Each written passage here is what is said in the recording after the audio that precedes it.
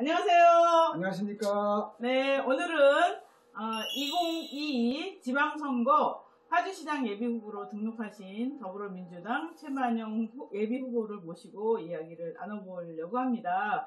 저희 신문사에서 이렇게 기획을 한 것은 사실은 당내 예비 경선을 거쳐서 파주시장으로 이제 나오게 되는데, 시민들은 누가 누군지 모른 채로 있다가 어느 날 갑자기 당 이름을 걸고 시장으로 나오잖아요.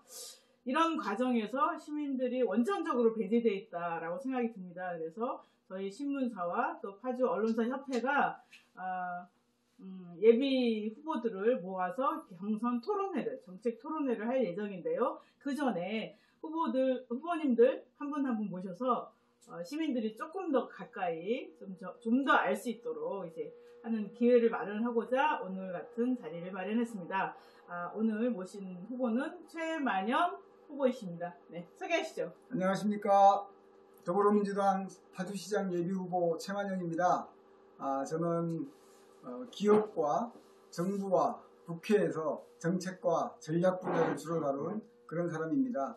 최근까지는 이재명 대통령 후보의 연설문을 작성하는 메시지 특보 일을 했고요. 지난 대통령 선거 기간 동안 중앙당사에서 매일 밤을 새워가며 일을 했습니다. 그리고 그전에는 국회의장 연설비서관을 하면서 국회의장의 연설문을 주로 작성을 했고요. 그 이전에는 이인영 민주당 원내대표의 연설기획실장으로 있으면서 지난 검찰개혁 때 패스트트랙 기억하시죠? 패스트트랙 통과시키는데 많은 기여를 한 그런 사람입니다. 그 이전에는 제가 존경하는 김근태 의원님의 정책 참모 역할을 쭉 했고요. 보건복지부 장관 하실 때는 장관 비서관, 또 정책보좌 역할도 같이 진행을 했고요. 그 밖에 당의장 하실 때는 당의장 비서실 차장 이런 역할을 했습니다.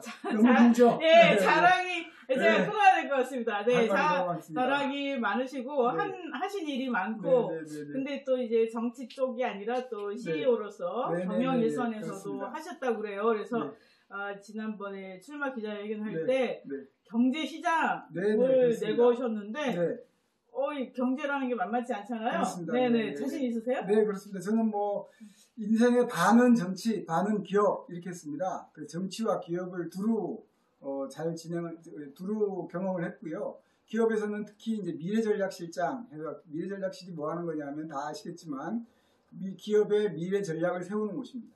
그런 일을 진행했고 또 제 스스로 스마트 시대 또 인공지능 시대 디지털 대전환 이런 시대를 맞아서 인공지능 기업을 창업해가지고 운영을 하기도 했고요. 네네. 또 스마트 연구소장으로 일하면서 지금 또 자르도록 하겠습니다. 이거 그냥 두면은 1시간 그냥 갈 것 같거든요. 그래서 자르겠는데 본인은 조금만 못할까요? 본인은 조금만 못하고 싶은 말이 좀 생각났는데. 아니 일단 본인은 스마트 하세요? 스마트 하려고 노력하고 있습니다. 네, 뭘 못하시려고요? 제가 아직 공약으로 발표는 안 했는데요. 제가 보건복지부에 있으면서 그 의료정책, 보건의료정책 이런 부분들 또 건강보험 관련된 정책 이런 것도 많이 하고 해서 지금 이제 기업 파주시의 파주시의 경제 부흥, 경제 발전 이걸 어떻게 할 건가에 대한 사실은 준비를 하고 있는 게 좀 있어요. 관련해서 경제시장이라는 말이 여러분들이 나중에 보시기에 저 사람은 정말 경제적인 역량이 있고 기업도 잘 알고 또 우리 그 시민들도 잘 알고 정치도 잘 알고 이런 사람들은 평가를 받을 수 있도록 제가 정책 준비를 충실히 하고 있습니다. 조만간 그 내용을 공개하도록 하겠습니다. 네. 모든 후보가 이렇게 나올 것 같아요.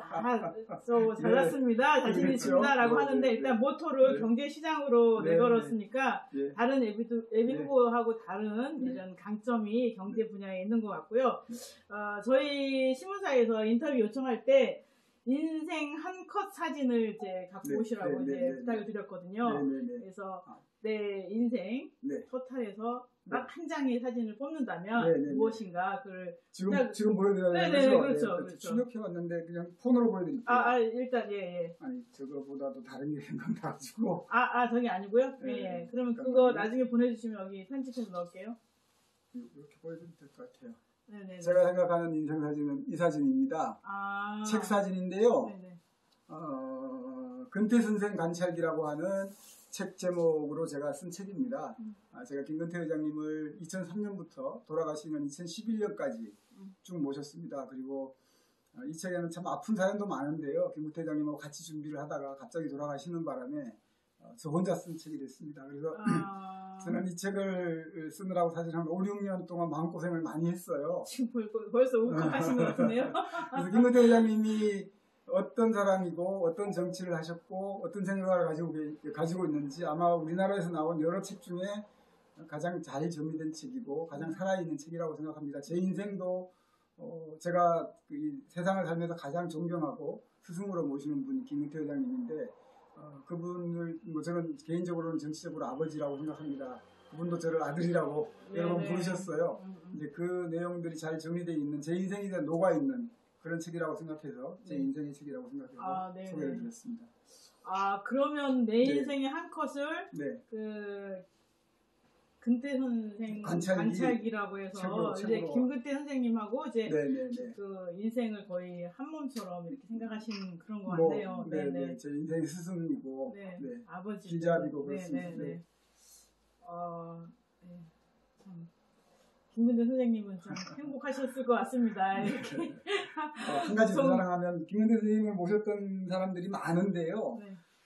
사실은 누구도 김근태 선생님을 떠나지 않고 지금 돌아가시는 순간까지 다 옆에 붙어 있었습니다. 그게 세상에 많은 정치인이 있지만 그런 예는 잘 없습니다. 워낙 인품이 훌륭하시고 만나는 사람들한테 따뜻한 마음을 느끼게 해주시는 분이고 또 바른 정치를 하신 분이고 그래서 아마 그분을 모시고 그분을 가까이 지켜본 사람들은 그분을 떠날 수가 없습니다. 그래서 김근태와 같이 일하는 사람들은 항상 조금씩 커지는 그런 특징이 있다. 네. 존경의 마음을 가득 담아서 말씀을 하셨는데 그렇다면 그 후보님이 이제 살아오면서 가장 어려웠던 시절이랄까요? 네. 지금 정책 토론은 나중에 있으니까 후보님에 대한 얘기를 여쭤볼게요.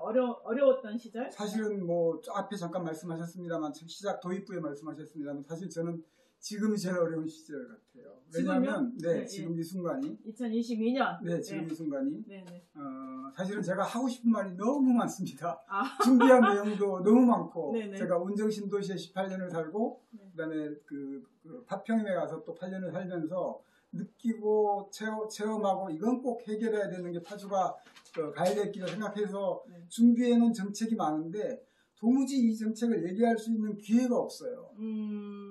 우리 시민들한테 전달하면 저는 우리 시민들이 제가 무슨 얘기하는지 바로 아실 거라고 생각해요. 운정에 있는 분들은 운정에 있는 분들대로 북파주에 있는 분들은 북파주에 있는 분들대로 바로 왜 저런 얘기를 하는지를 알아들으실 것 같아요.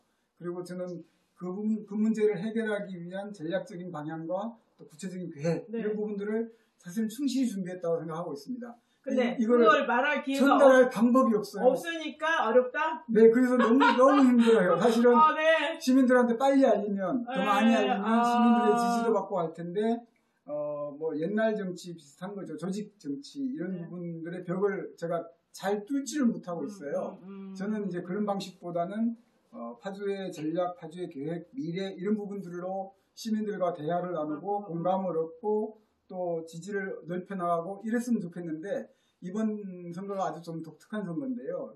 대통령 선거 끝나고 바로 하는 바람에 시간도 너무 짧고 지금 할 수 있는 거라는 게 제가 페이스북 해본 친구가 한 1000명 정도 되는 페이스북하고 여기 뭐 지하철역에서 제가 매일 나갑니다만 지하철역에서 피켓 들고 있는 거하고 이거밖에 할 수 있는 게 없어요. 이걸 통해서 제가 생각한 정책, 제가 생각한 방향 이거를 설명을 할 수 있는 방법이 없어서 너무 답답합니다.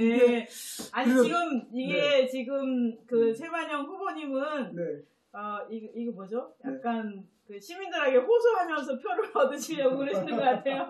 지금이 가장 어렵다고 합니다. 정말로 그런 생각입니다. 그래서 지금 시민들이 구출해달라 이런 사인을 사인을 보내는 것 같은데요. 여러분 판단하시고 그렇다면은 파주에 이제 시장으로 나올 때 생각했던 정책이랄까요? 그 할 말이 아주 많다고 하는데 그 중에 딱 굵직한 것만 넷기스만 굵직한 거 한 4개만 말씀드릴게요. 8개씩이요? 제가 생각하는 방향은 이렇습니다. 파주는 사실은 파주시장은 정말 할 수 있는 게 많은 자리라고 저는 생각합니다. 파주시장만큼 네. 정말로 많은 걸 바꿀 수 있는 시장도 별로 없는 것 같아요. 제가 보니까. 네. 왜냐하면 파주가 가지고 있는 재산이 그만큼 많습니다. 네. 역설적이게도 우리가 분단이라는 상황 때문에 파주는 그동안 많은 게 유보되어 있었습니다. 개발도 할 수 없고 또 뭐 보존해야 되고 다 이제 미래의 일로 평화 시대 이후로 밀어놓은 게 너무 많죠. 그러다 보니까 파주가 가지고 있는 재산들이 거꾸로 예를 들면 그 금촌 이북 북파주 지역 같은 경우는 뭐 여러분들 잘 아시겠지만 거의 저는 이렇게 얘기합니다. 방치되어 있다 버려놓은 곳이나 마찬가지로 저는 생각합니다. 사실 파주시가 이런 부분들에 대해서 얼마나 신경을 쓰고 있는지 저는 정말 묻고 싶어요. 제가 파평에 살면서 뼈저리게 그런 부분을 느끼고 있습니다.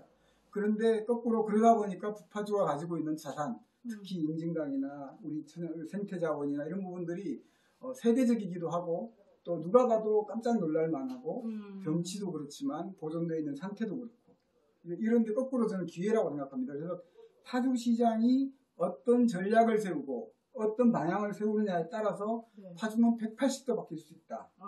네. 그런 전략을 만들어내는 파주시장이 있으면 파주는 완전히 달라질 것이다. 저는 그렇게 생각합니다.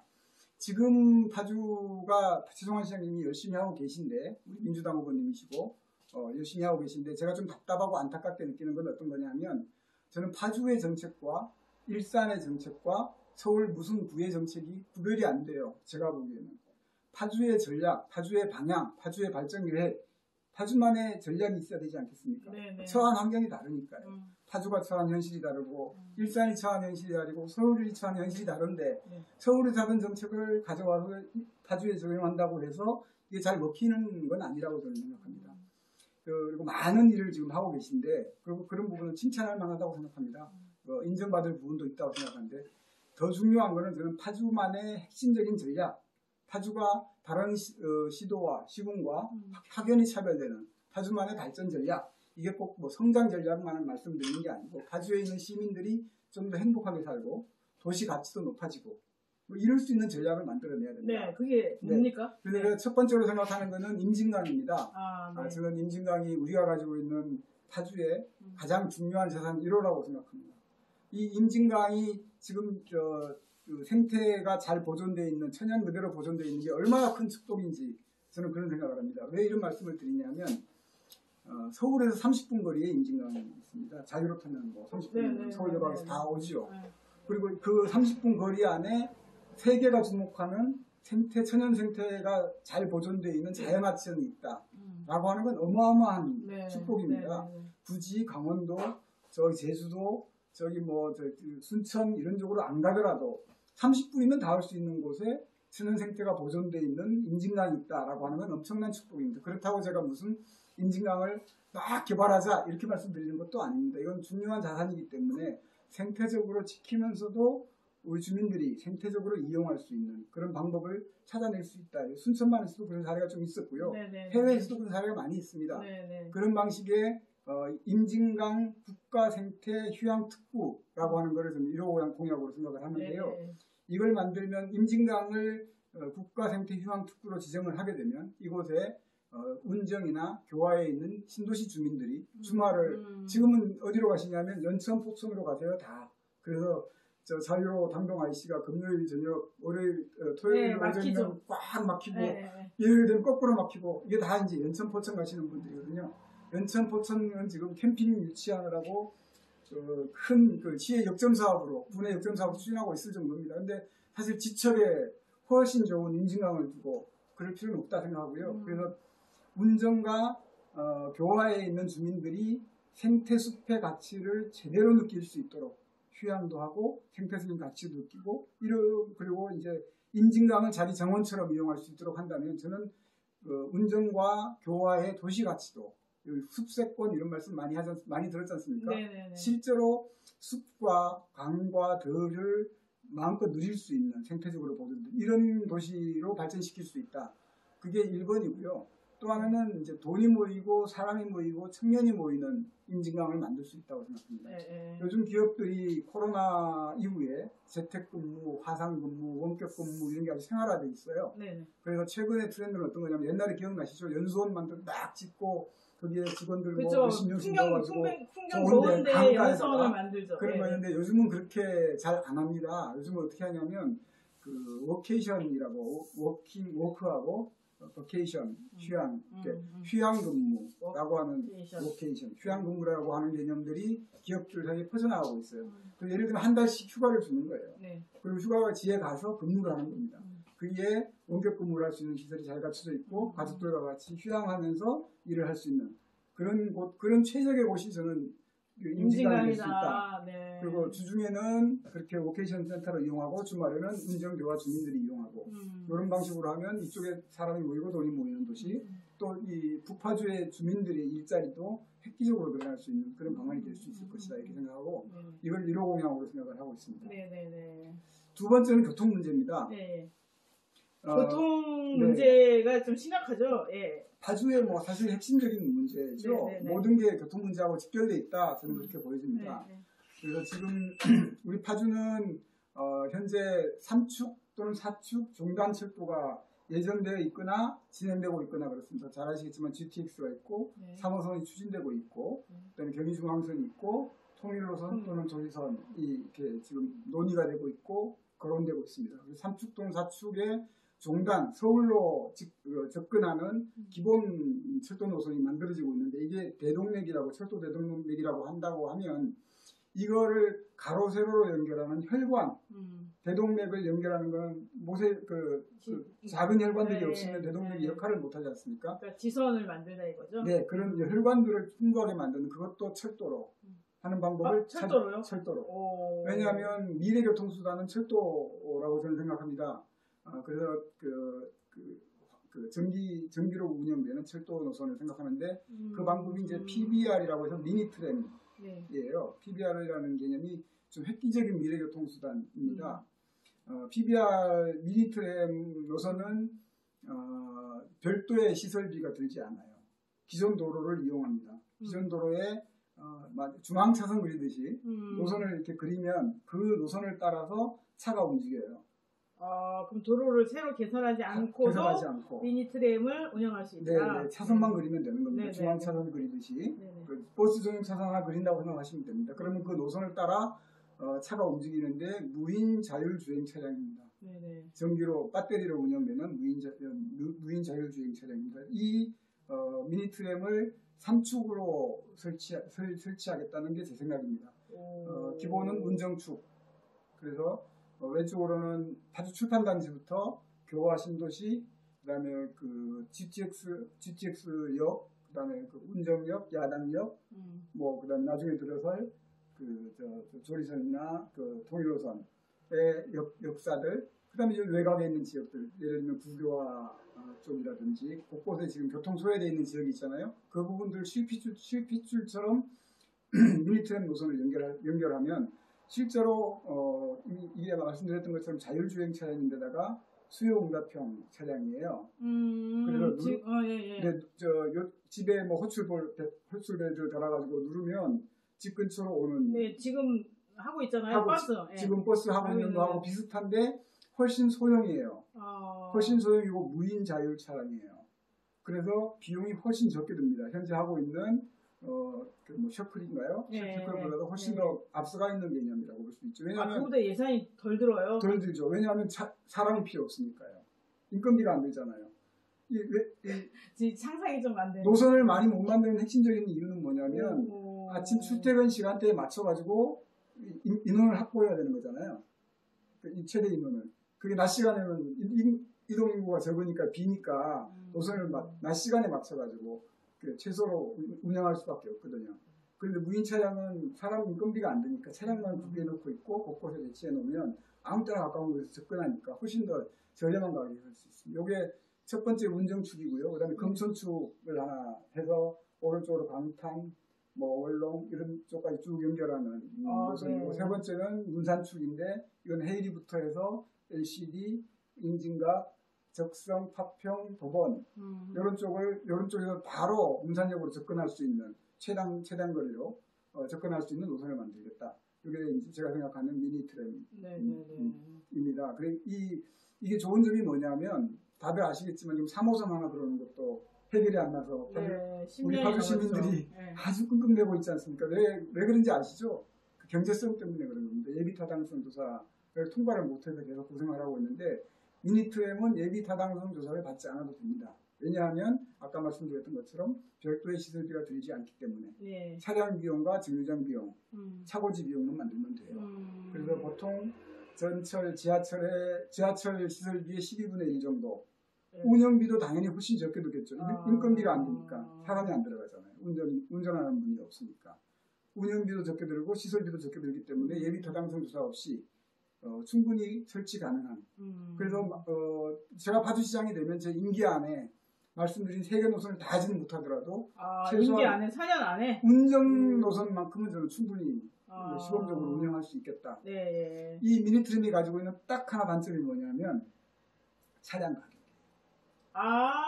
트램 자체가 비싼가 보죠? 왜 그러냐면 지금 이게 기술 개발은 다 끝났어요. 철도기술연구원, 철도공단 산하에 있는 기술연구 다 끝나서 네. 차량 개발까지 다 끝나 있는데 네. 모든 게 그렇잖아요. 처음에 50대 만들면 차량 50대 만드는 가격이 비싸잖아요. 네. 그래서 차량 가격이 초기에 도입하는 게 비싼데 이 문제는 저는 그렇게 해결하려고 합니다. 주변에 있는 여러 지자체들하고 연계해서 초기 발주 수량을 늘리면 차량 대당 가격을 확 낮출 수 있어요. 왜냐하면 그리고 이게 기본적으로 배터리로 운영되는 차이기 때문에 차량 비용이 많이 들지가 않아요. 보통 승용차 수준 정도. 네. 획기적이죠. 네, 디테일하게 준비를 많이 하셨네요. 지금 머릿속에서 이렇게 그림이 그려지니까 뭔가 이제 통하는 것 같고 숨통이 이렇게 열리는 것 같은 그런 느낌이 드네요. 이렇게 하면 북파주 특히 지역에 곳곳에 우리 시민들이 느끼고 있는 고통가 정말 고통스럽지 않습니까? 버스 노선도 제대로 없고 1시간에 한 번 올까 말까 하고 지하철역 한번 가려면 정말 특히 우리 같은 사람들이 어떻게 한다고 젊은 사람들은 한다고 하더라도 어르신들은 접근 자체가 불가능하죠. 그러니까 사람이 올 수가 없고 살 수가 없는 버려진 동네, 교통섬 이렇게 되고 있는데 이런 PBR 노선이 들어오면 사실은 선만 그릴 수 있는 차가 들어갈 수 있는 도로와 깔린 등 다 설치할 수 있거든요. 그렇게 되면 저는 실제로 충분히 파주시의 고질적인 교통 문제, 실핏줄 이런 부분들을 일거에 해결할 수 있겠다. 이렇게 생각하고 있습니다. 네. 그럼 임진강을 국가생태 휴양특구로 만드는 거, 그다음 미니 트램으로 도시의 횡축을 연결해서 실핏줄을 이제 잘 돌 수 있도록 하겠다 이런 말씀이신데. 상상하니까 너무 좋네요. 혹시 다른 거 한 가지만 더 하실 말씀이 너무 많다고 하셨기 때문에 2가지만 더 말씀드릴게요. 2가지나요? 네. 하나는 한강입니다. 한강. 여러분 혹시 버스 타고 자유로 타고 가시다 보면 특히 2층 버스 타고 가면 잘 보이는데 너무 멋있어요. 낙조나 경치가 서울에서 보는 서울 한강하고는 비교가 안 되지 않습니까? 강폭도 넓고 낙조도 정말 환상적이고 뻘도 좋고 수변도 자연하천으로 있고 그래서 저는 이 한강을 시민들에게 돌려줘야 된다 이렇게 생각합니다.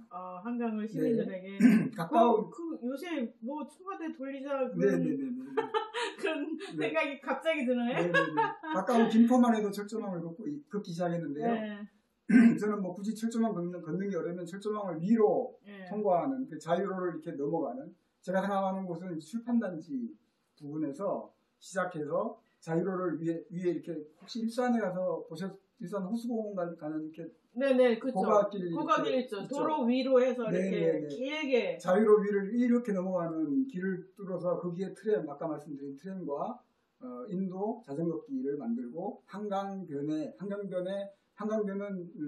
말씀드렸던 것처럼 자연하천이고 습지, 뻘지대로 자연이 보존되어 있는 곳입니다. 그래서 거기에 자연을 건드리지 않고 해결할 수 있는 방식으로 지대를 좀 높여서 제가 이미지가 있는데 지금 안 가지고 와서 나중에 저희 페이스북에 오시면 보내주세요. 나중에 편집할 때 넣을게요. 이미지를 보실 수 있습니다. 그래서 그 한강을 시민들이 걸어서 자전거로 트램을 이용해서 자유롭게 접근해가지고 한강변에서 휴식할 수 있는 그래서 일산 주민, 운정 주민들이 아무 때나 원하면 한강에 가서 휴양할 수 있는 그런 방안을 생각하고 있고요.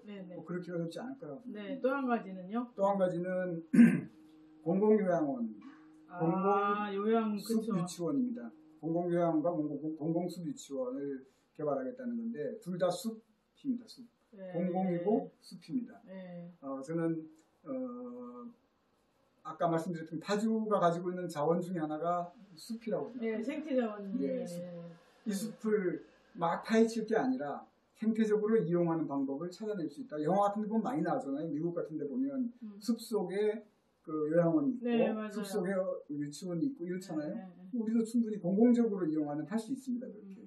파주시가 가지고 보유한 숲이나 국유림이나 아니면 민간이라고 하면 환지를 해서 좋은 땅을 찾아가지고 그 부분에 공공숲 요양원과 공공숲 유치원 대단지를 만들겠다. 이걸 대규모로 하겠다는 겁니다. 그래서 숲을 그냥 방치해두는 숲이 아니라 사람이 이용하면서도 생태적으로 보존할 수 있는 사람과 숲이 같이 공존하는 그런 형태의 요양원들을 만들고 어린이집 유치원을 만든다. 네. 이런 계획이고요. 그걸 다 공공으로 운영하겠다. 기본적으로 그렇게 생각하고 있습니다. 그리고 이게 작게는 파주 시민에 대한 혜택이 될 수 있겠지만 이 첫 번째는 장기적으로는 파주 숲을 이용해서 저는 파주가 돈을 버는 방법을 생각을 하고 있습니다. 그래서 예를 들면 수도권 서울의 그 뭐 서쪽에 있는 지역, 마포구, 영등포구 등등등 이런 쪽하고 계약 같은 걸 해서 그쪽 공공숲을 유치하는 이런 방식으로 해서 이제 예를 들면 파주 시민들과는 조금 차별화된 혜택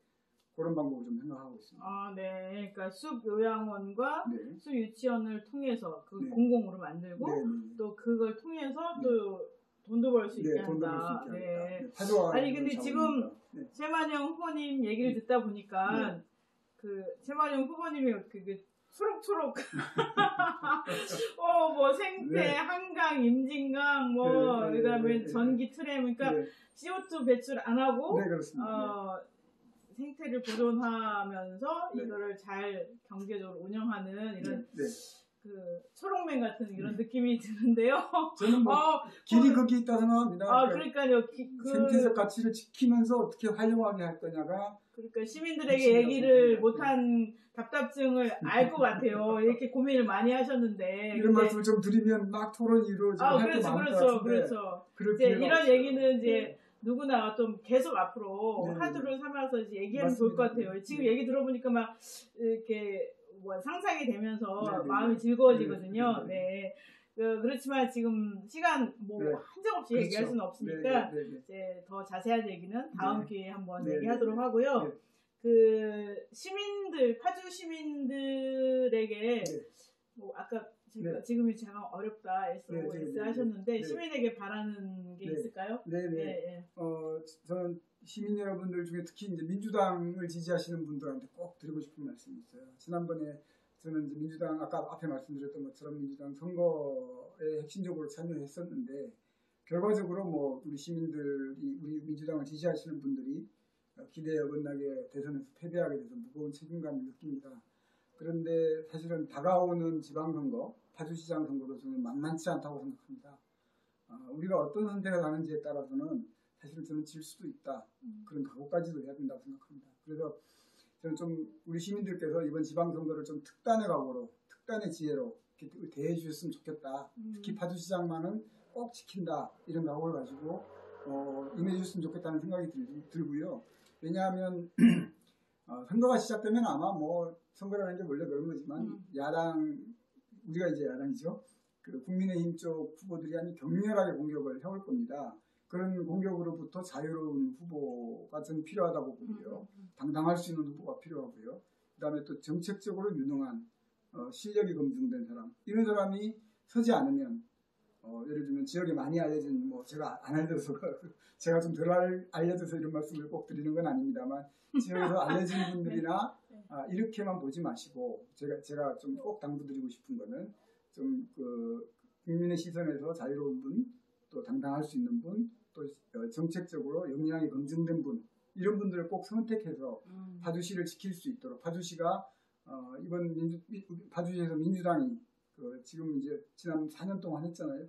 그 민주당 최종환 시장님이 이 시정을 훨씬 한 차원 업그레이드 해 나갈 수 있는 그런 기회를 좀 주셨으면 좋겠다. 아, 네. 이렇게 말씀드리겠습니다. 그러니까 결론은 이제 제 찍어주십시오. 본인을 찍어달라는 얘기입니다. 네, 네, 그 네. 짧은 얘기를 이렇게 네. 길게 말씀하시느라고 힘드셨습니다. 네, 네. 그러니까 네. 누구한테나 당당하고 네. 확실하고 깨끗하고 그다음에는 정책으로 승부할 수 있는 자신이다라고 자신이 최고다 최씨였습니다.